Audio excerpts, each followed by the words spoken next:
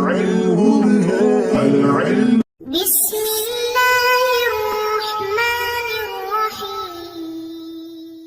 اللهم افتح علينا حکمتک وانشر علينا رحمتک یا والجلال والاکرام. تو جی ناظرین، الحمدللہ عز وجل ہدایت النحو کتاب ہماری جاری الساری ہے، اور آج ہم اس کا سبق نمبر 28 مفعول فیہ کی جو فصل ہے انشاءاللہ عز وجل اس کو کلیئر کریں گے. تو حسب سابق انشاءاللہ عز وجل جو کچھ سبق کے اندر چیزیں پڑھیں گے تو ان کے متعلق انشاءاللہ سبق کے آخر میں قرآن و حدیث سے کچھ نہ کچھ مثالیں بھی آپ کے سامنے رکھنے کی کوشش کروں گا. تو ہم چونکہ مقصد ثانی 3 مقصد ہے، تو ان میں سے پہلا مرفوعات، دوسرا منصوبات، تیسرا مجرورات. تو دوسرا جو مقصد ہمارا منصوبات کے متعلق وہ الحمدللہ ہم پڑھ رہے ہیں. تو اس سے پہلے ہم نے مفعول مطلق اور مفعول بہ کی بعض کچھ نہ کچھ کرنے کی کوشش کی تھی. تو آج انشاءاللہ عز و جل تیسرا جو منصوبات میں سے ہے مفعول فیہ، تو اس کے حوالے سے بات کریں گے. بہت زبردست سبق ہے، اہم سبق ہے، اور اس کا کثرت کے ساتھ استعمال ہوتا ہے تراکیب کے اندر بھی. تو ضمن ایک واقعہ بھی آئے گا حاشیے میں، بہت زبردست صحابہ کی شان میں رضوان اللہ علیہم اجمعین. فصل المفعول فیہ هو اسم ما وقع فعل الفاعل فیہ من الزمان والمکان. اب یہاں تک انہوں نے تعریف پیش کی ہے ظرف کی، یعنی مفعول فیہ کی. تو فرماتے ہیں کہ مفعول فیہ وہ اس چیز کا نام ہے جس میں فاعل کا فعل واقع ہو، یعنی زمان اور مکان. اب یہاں پر آپ نے جو ترجمہ کرنا ہے وہ تھوڑا سا یوں سمجھیں کہ جو فی ہے نا، اس کو آپ پہلے کریں گے دیگر کی بنسبت، تاکہ ترجمے میں آپ کو کرنے میں آسانی رہے گی. دوبارہ استعمال کریں ہوا اسم، ہوا اسم آگے مضاف ہوگا. ہوا سے مراد یعنی وہی مفعول فیہ. ٹھیک ہے، مفعول فیہ کیا ہے؟ کہتے ہیں اسم ما واقع فعل الفاعل فیہ، جس میں یعنی اسم ما اس چیز کا نام ہے، ما یعنی ما موصولہ یعنی اس چیز کا نام ہے. مفعول فیہ اس چیز کا نام ہے جس میں فیہ جس میں فاعل کا فعل واقع ہو. اب فاعل کا فعل جس میں واقع ہو، اب 2 صورتیں ہیں. من بیانیہ یعنی بیان کر رہے ہیں کہ وہ کیا ہے، کہتے ہیں من الزمان والمکان، خواہ وہ زمان میں سے ہو جہاں پر فعل واقع ہوا ہے یا مکان میں سے ہو. مثال کے طور پر ایک فعل واقع ہوا، یعنی میں کسی کو مارتا ہوں مثال کے طور پر. اب یہ میرا مارنا کسی جگہ پر بھی ہو سکتا ہے، ٹھیک ہے، کسی کمرے میں، کسی گراؤنڈ وغیرہ میں، تو یہ ہو گیا مکان. پھر جمعہ کا دن ہوگا، جناب پیر کا دن ہوگا، یا جناب 2 بجری ہوں گے، تو یہ جو چیزیں ہوں گی یہ زمان کے اندر آئیں گی. ٹھیک ہے، اس طرح یہ 2 چیزیں ہوتی ہیں مفعول فیہ کے اندر، یعنی زمان اور مکان. اب یہاں تک ہوا اس کا ترجمہ اور یہ جو تعریف تھی. اب یہاں پر ایک قاعدہ ہے جو آپ کو انشاءاللہ ساری زندگی کام دے گا ترکیب کے حوالے سے اور ترجمے کے حوالے سے. وہ یہ ہے کہ ما موصولہ کے بعد، جس طرح یہاں پر ما موصولہ ہے نا، اسم ما، اب یہاں ما موصولہ ہے اور قاعدہ کیا ہے کہ ما موصولہ کے بعد من آ جائے. ما موصولہ کے بعد جو من آتا ہے وہ اکثر طور پر کیا ہوتا ہے؟ بیانیہ ہوتا ہے. کیونکہ یہ جتنے بھی قوانین وغیرہ ہوتے ہیں جو فنون کے، تو یہ ان کو اکثریہ ہی بولا جاتا ہے. کیونکہ بعض اوقات اگر آپ کلیہ کہتے ہیں تو بعض اوقات اس کے الٹ بھی بعض کا مثال مل جاتی ہے. لہٰذا احتیاطاً یہی کہہ دیا جاتا ہے کہ اکثری قاعدہ، مطلب یہ کہ اکثر ایسے ہی ہوتا ہے. جس طرح یہ مطلب مثال کے طور پر ما موصولہ ہے، جس کے بعد آگے من، یعنی من الزمان والمکان. یہاں پر قاعدہ کیا ہے کہ یہ جو من ہوتا ہے یہ بیانیہ ہوتا ہے. اب میات العامل اگر آپ نے پڑھی ہے تو اس کے اندر آپ نے من کی اقسام پڑھی ہیں 3-4 جو میرے خیال میں، تو ان کے اندر من بیانیہ بھی ہوتا ہے، من تبعیدیہ بھی ہوتا ہے، یعنی کچھ بعض چیز کو ذکر کرنا. ٹھیک ہے، اسی طرح اور بھی. تو یہاں پر جو من ہے یہ من بیانیہ ہے، یعنی بیان ہو رہا ہے، وضاحت ہو رہی ہے کہ پہلے جو آپ نے بات کی ہے کہ جس کے اندر فاعل کا فعل واقع ہو. ٹھیک ہے، تو وہ کیا، تو وہ آگے انہوں نے وضاحت کر دی، بیان کر. اسی کو انہوں نے حاشیے میں بیان کیا، کہتے ہیں جو یہاں پر من ہے یہ بیانیہ ہے. ٹھیک ہے، تو بہرحال انہوں نے مطلقاً بیان کیا، لیکن اس پر میں نے قاعدہ آپ کو عرض کیا، یہ آپ لکھ لیں گے تاکہ آپ کو فائدہ ہو.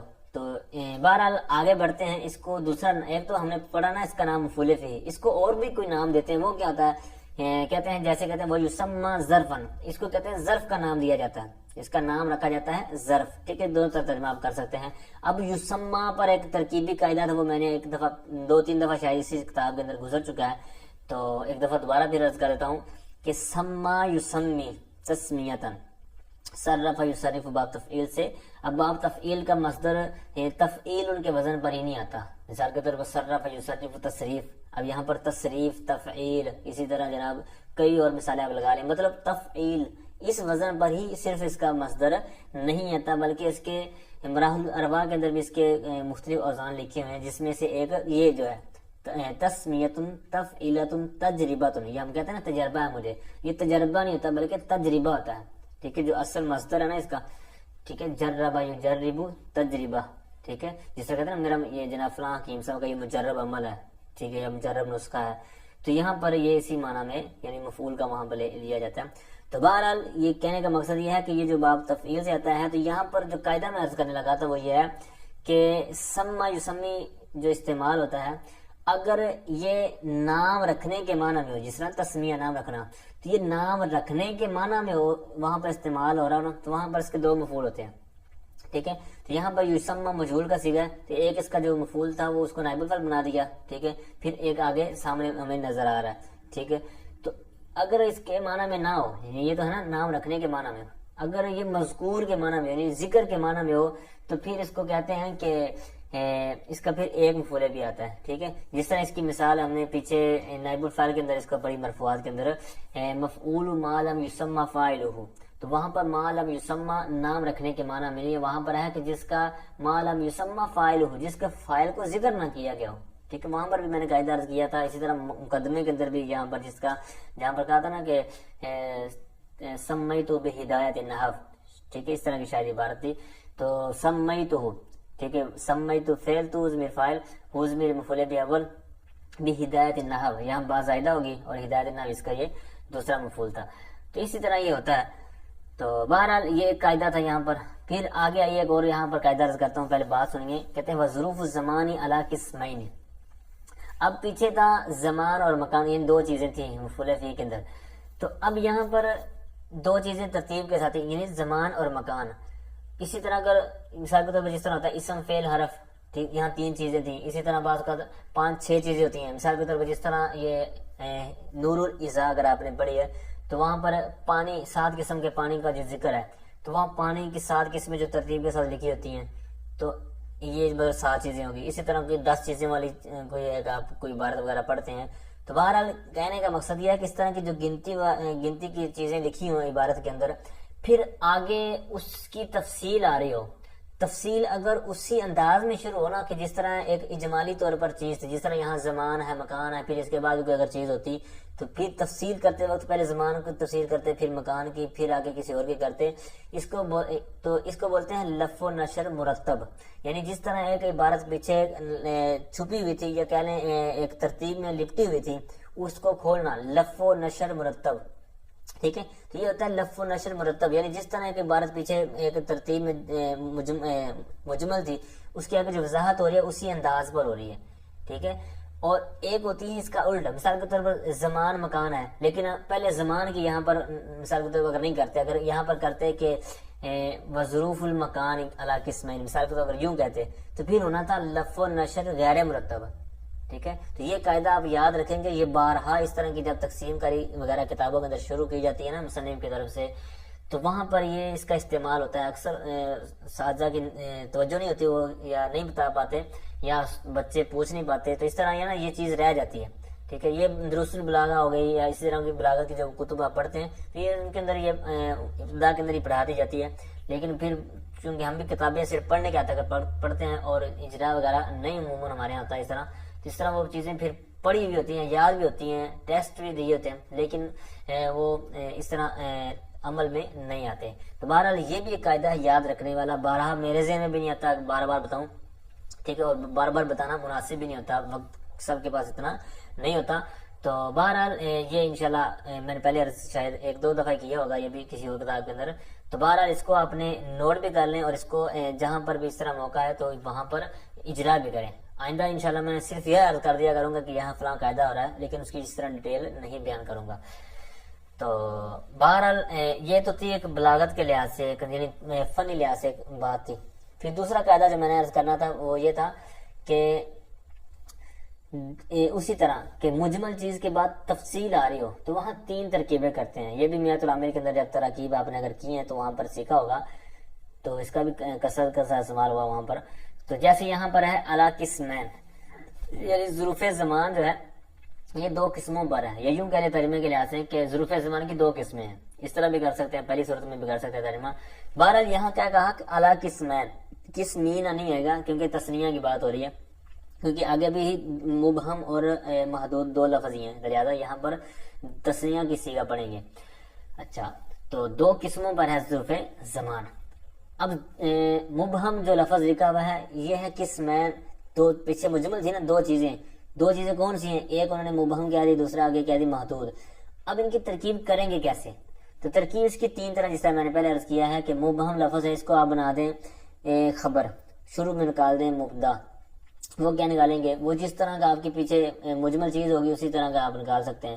یہاں پر آپ نکالیں گے چونکہ پیچھے دو چیزیں ہیں تو یہاں آپ نکال دیں گے احدہما مبہم، یعنی ان دو میں سے ایک کیا ہے؟ مبہم، اور نیچے جو لکھا ہوا نیچے والی لائن میں وہاں ہے محدود، یہاں پر ہم نکال دیں گے وثانیہما، ٹھیک ہے، یعنی ثانیہما، اور اسی طرح احدہما یہ مضاف مضاف علیہ اور مبتدا ہو جائیں گے، اور محدود اور مبہم اس طرح کی ان کی خبر ہو جائے گی۔ ایک خبر ترکیب ہوگی یہ مرفوع پڑھنے کے لحاظ سے، یعنی اس کو خبر بنائیں گے پیچھے مبتدا نکال کر۔ دوسری ترکیب یہ ہے کہ اس کا بدل بنا دیں، بدل مبدل منو۔ آپ نے توابع کی جو اقسام پڑھی ہیں، جو بھی اردو کی کتاب پڑھی ہے، تو وہاں پر جو توابع کی اقسام پڑھی ہیں ان میں سے ایک آپ نے مبدل منو اور بدل بھی پڑھا ہوگا۔ تو یہ مطلب یہ کہ تابع جو ہوتا ہے وہ اپنے ماں قبل جو اس کا متبوع ہوتا ہے تو ان کا راب وہی ہوتا ہے۔ مثال کے طور پر جس طرح موصوف کا اسی طرح صفت کا، جس طرح مبدل منو کا اسی طرح بدل کا ہے، جس طرح موقت کا اسی طرح تاکید وغیرہ کا، تو یہاں پر بھی اسی طرح ہوگا۔ الا قسمین، الا کی وجہ سے قسمین یہ تھا مجرور، حالت جری میں تھا، حالت جری میں ہے، اور اس کی جو ہے تسنیہ تھی۔ تو اب اسی طرح اس کو کیا کریں گے؟ مبہمین، کیونکہ مبدل منو اس طرح بدل کی ترکیب اس کے اندر ہو جائے گی۔ اسی طرح آگے محدودین پڑھیں گے تو پھر اسی طرح اس کا بدل اسی پر عطف کر سکتے ہیں۔ یہ تھی دوسری جر پڑھنے والی۔ تیسری ترکیب ہوتی ہے اس کو زبر پڑھنے کے ساتھ، یعنی مبہمن اور محدودن، پھر اس کی ہم پیچھے نکالیں گے فعل فاعل، یہ مفعول بھی بنا دیں گے، پیچھے بنا دیں گے ہم اس کو نکالیں گے فعل فاعل۔ وہ کیا ہوگا؟ مطلب اعنی، ٹھیک ہے، اس طرح کے، یعنی میری مراد، ٹھیک ہے، اس طرح کے معنی میں اعنی کا مفعول بھی اس کو بناتے ہیں۔ تو چونکہ یہاں پر عبارت مبہم اور عموماً بھی آپ دیکھیں گے کہ مرفوع والی لحاظ سے ہی عبارت کو لکھا گیا، اگرچہ اعراب نہیں لگا، جس طرح یہ مبہم عبارت لے گئے یہاں پر اعراب نہیں لگا ہوا، لیکن اس کو عموماً مرفوع حالت کے طور پر ہی لکھا ہوا ہوتا ہے، کیونکہ یہ یوں سمجھے اولا اعراب ہے، یعنی مرفوع والا، اور دوسرا کہہ لیں کہ معروف یہی ہوتا ہے، اور روانگی کے اندر اور جو لکھنے وغیرہ میں بھی یہ زیادہ استعمال ہوتا ہے۔ تو بہرحال یہ تین اس کی ترکیبیں تھیں۔ تو انشاءاللہ یہ جو قاعدہ ہے یہ بھی بہت زیادہ استعمال ہوتا ہے، جس طرح جب کسی چیز کی تقسیم کاری ہو رہی ہوتی ہے نا، جس طرح یہاں بھی تقسیم کاری ہو رہی ہے، تو وہاں پر یہ بہت زیادہ استعمال ہوتا ہے، اور اکثر طور پر جب تقسیم کاری ہوگی تو یقیناً آگے تفصیل ہوگی مجمل کے بعد، وہاں پر یہ قاعدہ ضروری استعمال ہوتا ہے۔ تو یہ بھی آپ لکھ لیں گے باقاعدہ طور پر ایک سائڈ پر، تو انشاءاللہ اس کا آپ کو فائدہ ہوتا رہے گا۔ تو بہرحال یہ تو قاعدہ تھا۔ اب آئیے سبق کی طرف۔ فرماتے ہیں کہ دو قسمیں ظروف زمان کی، ایک تو ہوگی مبہم۔ اب مبہم کیا ہے؟ باقاعدہ اس کے آگے تعریف کرتے ہیں، کہتے ہیں وَهُوَ مَا لَا يَكُونُ لَهُ حَدٌّ مُعَيَّنٌ كَدَهْرٍ وَحِينٍ۔ اب کہتے ہیں مبہم کیا ہے؟ کہتے ہیں وہ، وَهُوَ سے مراد مبہم، یعنی ظرف زمان مبہم وہ ہے ما لا يكون له حد معین، جس کے لیے کوئی معین حد نہ ہو، جس کے لیے کوئی معین حد نہ ہو۔ جس طرح میں نے اوپر بھی تعریف کے اندر بھی سمجھایا تھا زمان کے والے سے، مطلب جمعے کا وقت ہے یا جناب 2 بج گئے ہیں تو یہ ہے زمان۔ تو اب کہتے ہیں اب اگر زمانہ ایسا ہو کہ جس کا کوئی مطلب حد ہی نہ ہو، ٹھیک ہے، اب 1 گھنٹہ ہے تو اس کی تو حد ہے نا، کچھ مطلب 60 منٹ ہوتے ہیں، لیکن یہاں پہ کہتے ہیں کہ جس کی کوئی حد نہ ہو، جیسے مثالیں انہوں نے خود پیش کی ہیں کہ کہتے ہیں جیسے دہر کہتے ہیں مطلقاً زمانے کو، اسی طرح حین جو ہے یہ مطلقاً وقت کو بولتے ہیں، ٹھیک ہے، تو لہٰذا یہ ان کی کوئی حد نہیں ہے، تو لہٰذا یہ مبہم کے طور پر لیا جائے گا ان کو، یعنی یہ ظروف زمان مبہم کے اندر آتے ہیں، ٹھیک ہے، ان کی اور بھی آپ کو مثالیں مل جائیں گی۔ اچھا بہرحال آگے والی بات ہم بعد میں پڑھتے ہیں، دوسری جو قسم ہے محدود والی، حین کے تحت ایک بہت زبردست انہوں نے واقعہ پیش کیا، اور اس سے پہلے بھی جو اوپر والا حاشیہ ہمارا رہتا ہے وہ ہم نے غور نہیں کیا، باتوں میں رہ گیا، تو اس پر بھی ایک نظر ڈالتے ہیں۔ تو پہلا حاشیہ ہے حاشیہ نمبر 3، واقع فعل الفاعل فیہ کے تحت، یہاں کہتے ہیں المراد بالفعل، یعنی جو اوپر آیا تھا نا تعریف کے اندر کہ جس میں، یعنی وہ جگہ وہ چیز جس میں فاعل کا فعل واقع ہو، اب یہاں پر فعل سے کیا مراد ہے؟ کہ کیونکہ فعل ایک تو ہوتا ہے اسم فعل حرف، جو کلمے کے جو ہمیں 3 قسمیں پڑھی ہیں، اسم فعل اور حرف، یعنی اسم اور حرف کے مقابلے کے اندر جو فعل آتا ہے کیا وہ مراد ہے یا کوئی اور مراد ہے؟ کہتے ہیں یہاں پر وہ مراد نہیں، یہاں پر لغوی طور پر فعل مراد ہے. لغوی مطلب جس طرح حدث والا جو فعل کو کہلاتا ہے، ٹھیک ہے، انہوں نے خود ہی اس کی آگے وضاحت کی ہے، کہتے ہیں لل اصطلاحی، یعنی اصطلاحی مراد نہیں ہے بلکہ وہ ہمارا فعل مراد ہے جو حدث والا ہوتا ہے. اور وہی خود کہہ رہے ہیں کہ اصطلاحی وہ نہیں ہے کہ یعنی یہاں پر اصطلاحی فعل وہ یعنی جو اسم اور حرف کے مقابلے میں آتا ہے وہ مراد نہیں ہے. تو جب کہتے ہیں ہمارا حدث والا مراد ہے تو لہٰذا کہتے ہیں یہ مصدر کو بھی شامل ہوگا، یعنی فعل اس انداز میں نہیں، لہٰذا یہ مصدر کو بھی شامل ہوگا. اس کی بھی انہوں نے مثال دی، کہتے ہیں اعجبنی ضرب زید یوم الجمعۃ. پھر انہوں نے اس میں فاعل کے کہتے ہیں کہ اسی پر اس کا عطف ہوگا، فیعم المصدر و اسم الفاعل، اسی طرح و اسم المفعول، اسی طرح اس میں فاعل کو بھی یہ شامل ہوگا. ٹھیک ہے، یعنی یہ فعل اگرچہ فعل کہا ہے لیکن یہ مصدر کو بھی شامل ہوگا، اس میں فاعل کو بھی شامل ہوگا، اس میں مفعول کو بھی شامل ہوگا. دونوں کی مثالیں کیا ہیں؟ کہتے ہیں زید ضارب عمرا یوم الجمعۃ. اسی طرح آگے والی کی مثال عمر مضروب یوم الجمعۃ. ٹھیک ہے، پھر آگے من بیانیہ کی جو بات میں نے پہلے عرض کر دی. پھر اسی طرح نیچے آگے تھوڑا سا جا کے انہوں نے زمان اور مکان کی باقاعدہ تعریف کی ہے. اوپر ان کی باقاعدہ تعریف نہیں کی، اوپر انہوں نے صرف قسمیں بیان کی ہیں اور پھر مبہم اور محدود کے آگے انہوں نے تعریفیں کی ہیں. زمان اور مکان کی انہوں نے اوپر ہی تعریف کی، یہاں پر حاشیے میں کی. کہتے ہیں زمان کہتے ہیں ما لہو صلاحیت ان یقع فی جواب متى، یعنی جس کے اندر صلاحیت ہو کہ متاع کے ساتھ آپ کے سامنے کوئی سوال کرے تو متاع کے جواب میں جو واقع ہو سکے اس کو بولتے ہیں زمان. جیسے مثال انہوں نے کہتے ہیں متى سرتا، یعنی تو نے کب سیر کی، کسی نے آپ سے اس طرح سوال کیا تو اس کے جواب میں جو چیز واقع ہوگی نا وہ زمان ہوگی. جیسے کہتے ہیں کسی نے آپ سے کہا متى سرتا تو کیا ہے آپ جواب دیں گے یوم الجمعۃ، کہ میں نے جمعہ کے دن سیر کی. تو لہٰذا یہ متاع کے جواب میں واقع ہوا، لہٰذا یہ زمان ہوگا.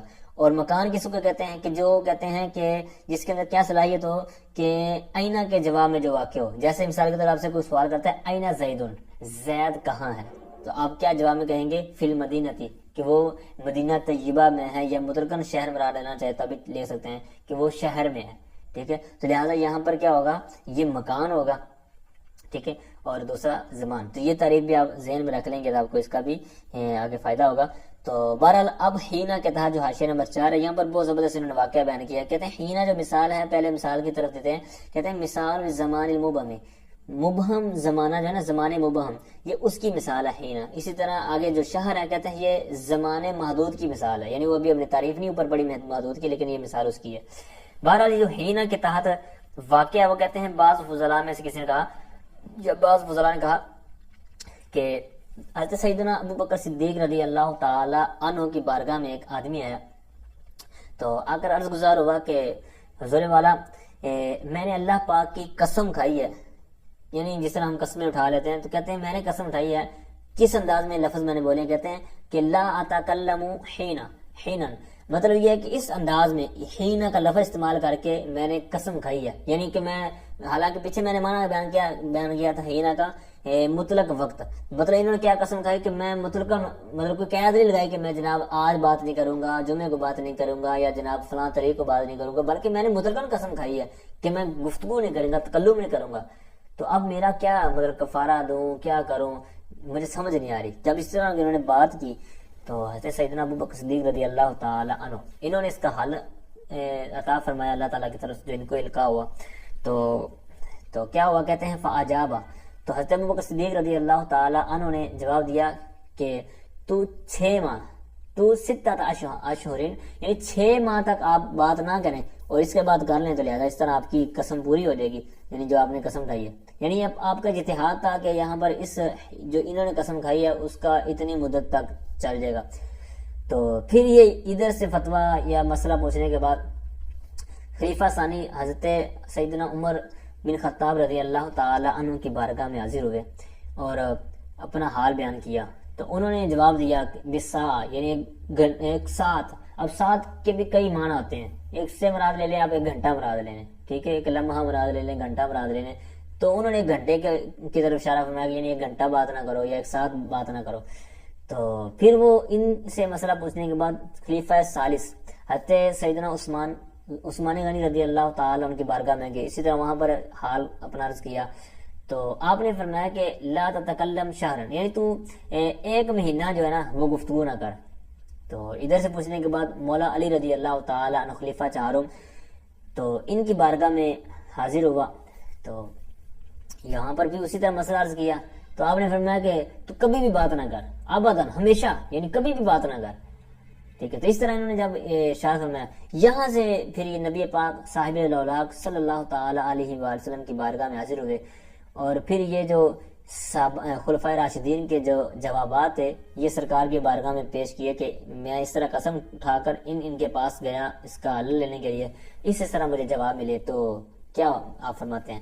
تو سرکار نے فرمایا کہ اصحابک النجوم فبأیہم اقتدیتم اہتدیتم، میرے صحابی یعنی میرے جو صحاب ہیں یہ ستاروں کی مانند ہیں، فبأیہم، تو ان میں سے جس کی بھی تم اتباع کرو گے تم ہدایت پا جاؤ گے، یعنی جس کی بات کو بھی آپ لے لیتے اور عمل کر لیتے تو آپ کی جان چھوٹ جانی تھی، وہ قسم والا معاملہ جو آپ کا بنا ہوا تھا. تو بہرحال یہ ایک واقعہ تھا. تو اس میں ہمارے لیے جو سبق ہے کہ صحابہ پر آنکھیں بند ہونے چاہیے.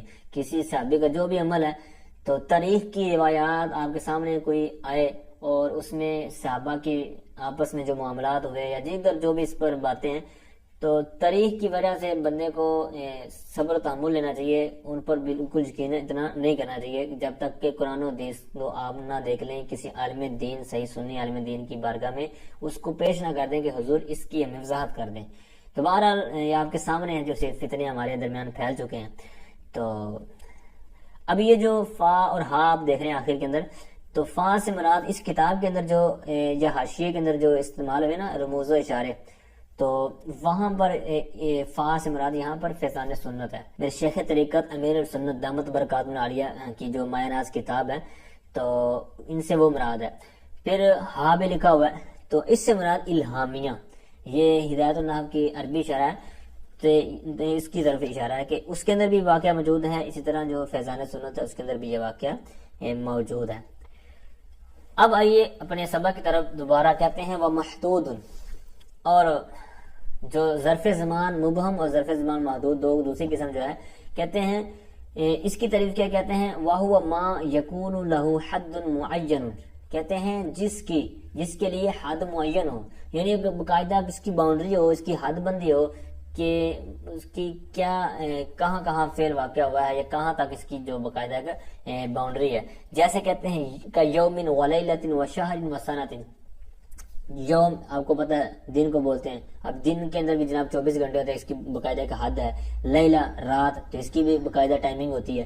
شہر مہینہ، پتہ ہے آپ کو کہ جناب مہینہ اس کی مطلب چاند کے لحاظ سے دیکھ لیں 29 30 وغیرہ، ٹھیک ہے، تو یہ بھی پتہ ہوتا ہے حد ہوتی ہے. سنا سال، تو اگر اس کو آپ قمری چاند کے مہینوں سے لیں یعنی چاند کے حساب سے سال کو، تو یہ 355 تقریباً دن بنتے ہیں. اور اگر دوسرے شمسی مراد لیں جس کو انگریزی کہتے ہیں، ٹھیک ہے، جنوری فروری وغیرہ، تو اس حساب سے یہ 365 کے قریب بنتے ہیں. ٹھیک ہے، تو اس طرح اس کی بھی ایک باقاعدہ حد بندی ہے. تو لہٰذا یہاں پر یہ کس میں آئے گا، ما یکون لہ حد معین، تو لہٰذا یہ محدود میں آئے گا، یعنی ہے زمان میں سے ہیں لیکن مبہم اور محدود کے طور پر ان کو لیں گے. پھر آگے ان کے متعلق گویا کہ اعرابی صورت بیان کرنے کہتے ہیں وَكُلُّهَا مَنْصُوبٌ بِتَقْدِيرِ فِي، کہتے ہیں یہ سب وَكُلُّهَا مطلب یہ جتنے بھی ظروف بیان ہوئے کہتے ہیں یہ منصوب ہوں گے بِتَقْدِيرِ فی، یہ فی جو لفظ ہے نا جس طرح حرف جر فی ہوتا ہے، کہتے ہیں فی کو مقدر کرنے کے ساتھ، فی کو مقدر کرنے کے ساتھ، یعنی یوں کہہ لیں یا فی کو محذوف ماننے کے ساتھ، فی کو پوشیدہ کرنے کے ساتھ. ٹھیک ہے، تو فی وہاں پر موجود ہوگا یعنی مقدر ہوگا، اس مقدر کرنے کے ساتھ یہ سب کیا ہوں گے، منصوب ہوں گے. جیسے کہتے ہیں مثالیں آپ دیں گے، سمتو دہرن، سمتو یہ سوم لفظ ہے نا، سوم روزہ رکھنا، اسی سے واحد متکلم کا صیغہ، جس طرح کلتو میں نے کہا، تو سمتو میں نے روزہ رکھا، سمتو دہرن میں نے ایک زمانہ روزہ رکھا. ٹھیک ہے، یوں کہیں میں نے ایک زمانہ روزے رکھے. تو اب یہاں پر دہرن زمانہ ہے، لیکن ہم مثال چونکہ یہاں پر کس کی پڑھ رہے ہیں کہ یہاں پر فی مقدر ہوگا. ٹھیک ہے، اسی طرح آگے کی مثال کہتے ہیں سافرت شہرن، ٹھیک ہے، سفر لفظ آپ نے سنا گا، اسی سے یہاں پر میں نے ایک مہینہ سفر کیا. اب یہ عبارت اصل میں کیا تھی، جس طرح کے اوپر وکلو آگے آپ نے پڑھا، کہتے ہیں یہ اصل میں تھی فی دہرن، یعنی سمتو فی دہرن وسافرتو فی شہرن. اصل عبارت یوں تھی، کیونکہ ہم نے اوپر کیا کہا کہ جتنے بھی یہ ظروف ہم نے بھی پڑھ لیے ہیں تو یہ فی مقدر کرنے کے ساتھ یہ مطلب منصوب ہو گئی. یعنی جس طرح سمتو فی دہرن مثال پڑھی ہے، اس صورت میں تو یہ کیا ہے، مجرور ہے، لیکن اس کو ہم جب مقدر کر دیں گے فی کو تو پھر کیا ہو جائے گا، یہ منصوب ہوگا. تو اسی کو انہوں نے اوپر بیان کیا کہ فی کے مقدر کرنے کے ساتھ یہ منصوب ہوگا. مطلب پتا کیا چلا کہ مفعول فی ہوگا جب یہ منصوب ہوگا اور مقدر کرنے کے ساتھ ہوگا. تو اس سے ضمن یہ بھی پتا چل گیا کہ مصنف کا رحمہ کر دی یہ ہے کہ جب یہ فی موجود ہوگا نا تب یہ مفعول فی ہوگا، لیکن وہاں پر لفظی طور پر جو ہوگا وہ مجرور ہوگا، جس طرح یہ سمت فی دہر و سافرت فی شہر. ٹھیک ہے، لیکن اس پر پھر نیچے انہوں نے اختلاف بیان کیا ہے. پھر کہتے ہیں حاشیہ نمبر 1 کے تحت بتقدیر فی کے کہتے ہیں فی کو مقدر کرنے کے ساتھ یہ سارے منصوب کیوں ہوئے. کہتے ہیں لِأَنَّهُ اِذَا أَظْهَرْتَهَا لازم الجر، کیونکہ کہتے ہیں جب تو ان کو ظاہر کرے گا نا، یعنی فی کو لائے گا، لے آئے گا عبارت کے اندر، تو پھر کہتے ہیں جر تو لازمی ہو گیا، کیونکہ فی نے تو عمل کرنا ہی کرنا ہے، کیونکہ اس کا ایک خاصہ ہی ہے کہ اپنے بعد کو یہ جر دیتا ہے، کسرہ دیتا ہے. لہٰذا جب آئے گا تو کسرہ دے گا، لہٰذا مقدر کریں گے تب وہ نصب دے گا، لہٰذا وہ مفعول فی ہوگا. ٹھیک ہے، تو پھر اسی طرح نیچے آ رہے کہتے ہیں اشارۃ، یعنی یہ جو کلھا منصوب بتقدیر فی والی عبارت ہے نا اوپر کتاب کے اندر، کہتے ہیں اشارۃ الی انہ اذا اظہرتها کان مفعولا فیہ ایضا، یعنی کہتے ہیں مقدر کرنے کے ساتھ تو وہ منصوب ہونے کی وجہ سے تو وہ مفعول فی ہوگا ہی ہوگا، لیکن کہتے ہیں جب ان کو تو ظاہر کر دے گا، اس سے یہ بھی پتہ چلا کہ جب تو اس کو ظاہر کرے گا یعنی فی کو لے آئے گا، جس طرح کہ آگے انہوں نے مثالیں دی تھی اوپر، کہتے ہیں مکان مفعولا فیہ ایضا، وہاں پر بھی، ایضاً مطلب بھی، وہاں پر بھی، یعنی اس صورت میں بھی یہ مفعول فیہ ہی ہوگا. مگر کہتے ہیں کہ الا انہ لا یکون منصوبا لفظا، لیکن لفظی طور پر منصوب نہیں ہوگا بلکہ فی دہر، جس طرح مثال پڑے آپ نے، مجرور ہوگا، لیکن ہوگا کیا، مفعول فیہ ہی کہلائے گا، یعنی ظرف ہی کہلائے گا.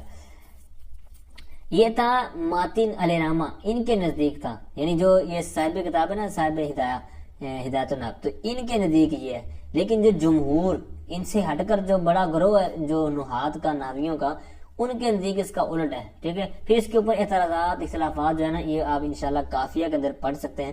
تو بہرحال ان کے ہاں اس سے ہٹ کر ہے، یعنی انہوں نے 2 صورتوں میں مانا، وہ ایک صورت میں مانتے ہیں، وہ کہتے ہیں کہ جب مقدر ہوگا تب ہی ہوگا، بقیہ نہیں صورت میں ہوگا.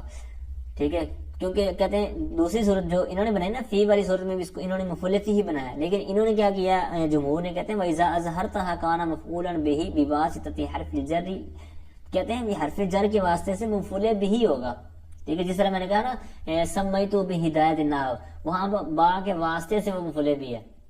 ٹھیک ہے، تو یہاں پر بھی یہ وہی صورت گویا کہ بیان کر رہے ہیں کہ وہاں پر یہ، یہاں پر فی دہری والی صورت میں جو جمہور کہتے ہیں کہ یہ مفعول بھی نہیں ہوگا، یہ مفعول بھی ہوگا، لیکن یہ جار کے واسطے سے ہوگا، یعنی فی حرف جار جو ہے تو اس کے واسطے سے ہوگا. بہرحال یہ تھوڑا سا اختلاف اگر سمجھ آ گیا تو بھی ٹھیک، لیکن باقاعدہ اس کو آپ آگے پڑھیں گے.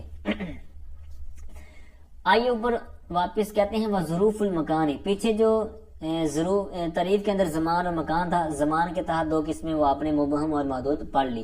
آگے کہتے ہیں مکان کی بات، کہتے ہیں وظروف المکان کذالک، کہتے ہیں ظروف مکان بھی اسی طرح ہے، کذالک اسی طرح، مطلب جس طرح آپ نے ظروف زمان کی قسمیں ڈیٹیل کے ساتھ پڑھ لی ہیں نا، کہتے ہیں ظروف مکان بھی اسی طرح، مطلب 2 قسمیں ان کی، اور مبہم اور محدود، اور اسی طرح تعریف بھی ان کی یہی ہے. ٹھیک ہے، یعنی مبہم اور محدود کی 2 تعریف آپ پڑھ چکے ہیں نا، وہ بھی یہاں پر یہی وہی ہے. ٹھیک ہے، اسی طرح زمان مکان کی آپ نے تعریف جو پہلے حاشیے میں پڑھ لی وہ بھی ہے، لیکن اب کچھ فرق بیان کریں گے فنی لحاظ سے. کہتے ہیں مبہم، جو پہلی قسم میں کہتے ہیں وَهُوَ مَنْصُوبٌ أَيْضًا بِتَقْدِيرِ فِي، یعنی جس طرح اوپر والی پہلی قسم تھی یہاں پر بھی اسی طرح ہے، مطلب فی مقدر والی صورت میں ان کا تو اکٹھا بیان ہوا. کہتے ہیں وَهُوَ مَنْصُوبٌ أَيْضًا، یعنی یہ جو مبہم مکان والی صورت ہے نا، ٹھیک ہے، ظرف مکان مبہم، کہتے ہیں یہ منصوب ہوگا، یہ بھی منصوب ہوگا فی مقدر کرنے کے ساتھ، جیسے جلست خلفک و امامک. ٹھیک ہے، تو اسی طرح ان کی جو مثالیں اور لے لیں آپ، امام، خلف، فوق، تحت، اسی طرح یمین، شمال. ٹھیک ہے، تو یہ جو مثالیں ہیں تو یہاں پر فی مقدر کے ساتھ ہی منصوب ہوں گے. پھر اسی طرح یہاں پر وہی 2 اختلاف آ جائے گا جو میں نے ابھی نیچے حاشیے میں عرض کی نا، کہ جمہور کا اور امام جو صاحب کتاب، یہاں پر بھی اسی طرح آ جائے گا. پھر آگے دوسری قسم کہتے ہیں وہ محدود، اور دوسری قسم محدود کہتے ہیں وَهُوَ مَا لَا يَكُونُ مَنْصُوبًا بِتَقْدِيرِ فِي بَلْ لَا بُدَّ مِنْ ذِكْرِ فِيهِ. کہتے ہیں محدود وہ ہے کہ جو فی مقدر کرنے کے ساتھ منصوب نہ ہو، یعنی یہ منصوب نہیں ہوگا بلکہ کہتے ہیں لا بدہ، بلکہ کہتے ہیں ضروری ہے من ذکر فیہ، یعنی اس کے اندر ایسے جملے کے اندر جہاں پر یہ محدود والی بات ہو رہی ہو، کہتے ہیں وہاں پر فی جو لانا ہے اس کا ذکر کرنا یہ ضروری ہے. جیسے مثال دے رہے ہیں، کہتے ہیں جلست فی الدار وفی السوق، یعنی میں بیٹھا کہاں پر، فی الدار گھر میں، وفی السوق بازار میں، وفی المسجد اور مسجد میں. یہاں پر فی لانا ضروری ہے، فی نہیں لائیں گے تو کام نہیں چلے گا. کہتے ہیں لہٰذا یہاں پر ضروری ہے. کس صورت میں؟ محدود بھی ہوگا، مکان بھی ہوگا. اب دیکھیں مسجد ہے تو مسجد آپ کو پتا ہے کہ یہ محدود ہے، اور آپ کو پتا ہے کہ یہ مطلب اس کی باؤنڈری کیا ہے اور دیگر جو صورتیں ہیں، تو لہٰذا یہ محدود کے اندر آئے گا. اور جو پہلی صورت تھی تو وہاں پر اس کا ہٹ کرتا. اب یہاں پر بھی ایک لفظ استعمال ہوا ایدن، ٹھیک ہے، اس کی ترکیب پیچھے بھی گزر چکی ہے تو اس کی دوبارہ عرض کر دیتا ہوں. یہ مفعول مطلق ہی بنتا ہے، یہ اکثر استعمال ہوتا ہے اس طرح کی جگہوں پر. تو اس کا معنی ہوتا ہے بھی، یعنی جس طرح پیچھے بات یہاں پر بھی اسی طرح، یعنی جس طرح اوپر گزری نا بات کہ منصوب والی، یہاں پر کہتے ہیں وہ منصوب بنا ایدن، یعنی یہ بھی منصوب ہوگا فی کے مقدر کرنے کے ساتھ. جس طرح اوپر والی بات یہ ایسی بات تھی. تو آدھا حمزہ کھڑا زبر آ، دعا زبر دا، یعنی آدھا ماضی جو ہے اس کا یہ مفعول مطلق ہوتا ہے. پھر آگے آ جائیں لا بدہ پر، ٹھیک ہے. لا بدہ یہ لا نفی جنس جو آپ نے پڑھا نا، یہ بدہ اس کا اسم ہے. اس کی موجود وغیرہ اس کی خبر نکالتے ہیں محذوف، اور عموماً یہ محذوف ہی ہوتی ہے ہمیشہ. تو بہرحال یعنی جس طرح کہتے ہیں نا کہ اس میں فی کے ذکر کرنا ضروری ہے، مطلب پتا کیا چلا، لا بدہ یعنی ضروری ہے، یعنی اس کا موجود ہونا ضروری ہے، ٹھیک ہے، اس معنی میں ہوتا ہے یہ. پھر اسی طرح آئیے اب آخر میں جو میں نے عرض کیا تھا کہ اس کی تعریفیں جو مثالیں پیش کروں گا، تو مثالیں ہو سکے تو لکھ لیں میں انشاءاللہ. آج اس کی آیات کا میں نے نمبر بھی لکھا ہے اور صورتوں کا نمبر بھی لکھا ہے کہ جہاں جہاں یہ پائی جاتی ہیں. تو سب سے پہلے سورہ آراف آیت نمبر 34 کے اندر ہے. اب یہ جو مثالیں میں نے دینی ہیں یہ ظروف زمان اور مکان، ٹھیک ہے. پھر اسی طرح محدود ہوگا یا مبہم ہوگا، اس حوالے سے بھی ساتھ میں ذکر ہوگا. تو سورہ آراف آیت نمبر 34 کے اندر رب تعالیٰ فرماتا ہے اذا جاء اجلهم فلا يستأخرون ساعة. اب یہاں پر ساعتن یہ مفعول فی ہے، ٹھیک ہے، پھر زمان میں سے ہے اور محدود بھی ہے، ٹھیک ہے. اسی طرح وَنُخْرِجُ لَهُ يَوْمَ الْقِيَامَةِ كِتَابًا، یہ سورہ اسراء آیت نمبر 13 کے اندر ہے. یوم القیامہ یہ مفعول فی ہو جائے گا، زمان میں سے ہوگا، محدود میں سے ہوگا. پھر آگے والی مثال ہے سورہ کہف کے اندر، ٹھیک ہے، سورہ کہف کے اندر ہے اور آیت نمبر 19 ہے. قالوا لبثنا یومن او بعد یوم، ٹھیک ہے. یہاں پر یومن مفعول فی زمان میں سے ہے، محدود میں سے ہے. فَأَسْرِ بِعِبَادِي لَيْلًا إِنَّكُمْ مُتَّبَعُونَ، ٹھیک ہے. یہ سورہ دخان ہے، آیت نمبر 23 ہے. یہاں پر لیلن جو لفظ استعمال ہوا نا، یہ مفعول فی ہے، زمان میں سے ہے اور دوسرا محدود میں سے ہے. اچھا، پھر آگے سورت نمبر آیت نمبر 35 سورہ احقاف. كأنهم يوم يرون ما يوعدون لم يلبثوا إلا ساعة من نهار. اب یہاں پر ساعتن یہ مفعول فی زمان میں سے محدود میں سے. پھر آجیں فأوحى، یہ سورت مریم ہے، آیت نمبر 11. فأوحى إليهم أن سبحوا بكرة وعشيا، ٹھیک ہے. بکرة وعشيا یہ مفعول فی ہو گیا، زمان میں سے اور محدود میں سے. پھر مشہور آیت مبارکہ روزوں کے والے سے فمن شاہد منکم الشہر فلیصمہ. اب یہاں پر سورہ بقرہ آیت نمبر 185 میں یہ استعمال ہوئی یہ آیت ہے. تو یہاں پر الشہر جو لفظ ہے یہ مفعول فی زمان میں سے اور محدود میں سے. پھر آ جائیں اذا انتبذت من اہلہا مکان شرقیہ، حضرت مریم رضی اللہ تعالیٰ عنہ کا جو واقعہ ہے. تو بہرحال یہ سورہ مریم کے اندر ہے، آیت نمبر 16 میں ہے. مکان یہاں پر جو استعمال ہوا ہے یہ مفعول فی اور یہ مکان میں سے ہے، ٹھیک ہے، اور مبہم ہے، ٹھیک ہے، کیونکہ مکان کی کوئی حد نہیں بیان کی گئی. ویسے کہہ دیا کہ شرقی یعنی مشرق کی جانب ایک مکان جگہ میں چلے گی. تو پھر آگے سورہ انعام کے اندر ہے آیت نمبر 94. وَتَرَكْتُمْ مَا خَوَّلْنَاكُمْ وَرَاءَ ظُهُورِكُمْ. وراء جو یہاں پر یہ مفعول فی ہے، المکان جو یعنی زمان مکان میں سے یہاں پر یہ مکان میں ہے اور مبہم ہے. وَقْتُلُوهُمْ حَيْثُ ثَقِفْتُمُوهُمْ، یہ سورہ بقرہ ہے، آیت نمبر 191 یعنی 191. یہاں پر جو حیث استعمال ہوا ہے یہ مفعول فی میں سے ہے، ٹھیک ہے، یہ بھی مکان میں سے اور مبہم میں سے ہے. تو اسی طرح دیگر جو ظروف وغیرہ ہیں ان کو آپ نے یاد رکھنا ہے کہ یہ مفعول فی بنتے ہیں، ٹھیک ہے. لہٰذا یہ آپ یاد رکھ لیں گے تو جہاں پر بھی ترکیب وغیرہ آپ کرنے لگیں گے، چاہے بڑا جملہ بھی آ جائے نا، جس طرح آیات وغیرہ کے اندر میں نے آپ کے سامنے رکھا، تو وہاں پر جب آپ کے ذہن میں ہوں گے نا یہ موٹی موٹی چیزیں کہ یہ مفعول فی میں سے ہم نے پڑھا تھا، تو ترکیب کرنے میں آپ جب مفعول فی کو جب تلاش کر لیں گے تو پھر آپ کے پیچھے فعل فاعل اور جار مجرور وغیرہ چیزیں رہ جائیں گی، تو ان کو آپ آپس میں ملا وغیرہ کر ایک ترکیب آپ کے سامنے جڑ جائے گی. ٹھیک ہے، تو یہ کوئی بڑی بات نہیں ہوتی، چھوٹی چھوٹی چیزوں کو آپ سیکھتے رہیں گے، جمع کرتے رہیں گے تو یہ آپ کے پاس پہاڑ بن جائے گا. تو اللہ تعالیٰ سے دعا ہے کہ اللہ تعالیٰ ہم نے جو کچھ سنا سمجھا، اللہ تعالیٰ ان کو صحیح طور پر سمجھ کر آگے پھیلانے کی توفیق عطا فرمائے. آمین بجاہ النبی الامین صلی اللہ